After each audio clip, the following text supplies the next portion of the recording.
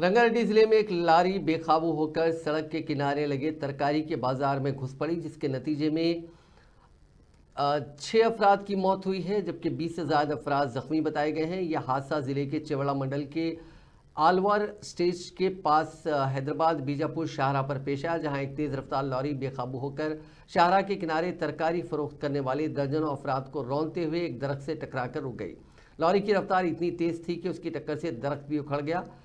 यहाँ मौसूला इत्तलात के मुताबिक हादसे के मकाम पर दर्जनों अफराद जख्मी देखे गए। मकाम हादसे पर 6 अफराद फौत हो गए, जबकि अस्पताल मुंतकिल करने के दौरान मजीद 4 अफराद के मरने की इत्तला है, जिसकी तस्दीक नहीं हो सकी। जख्मी होने वाले 20 से ज़्यादा अफराद में किसी का हाथ, किसी का पाँव टूट गया।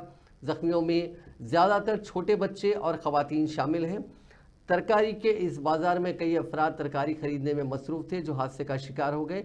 इब्तिदाई इत्तलात के मुताबिक मरने वालों की अक्सरियत तरकारी बेचने वालों की बताई गई। हादसे के बाद लॉरी ड्राइवर कैबिन में फंस गया। ये लॉरी हैदराबाद से बीजापुर की तरफ जा रही थी। बताया गया कि 100 मीटर दूर से ही लॉरी बेकाबू हो गई, जो शाहराह से उतरकर बाजार में घुस पड़ी।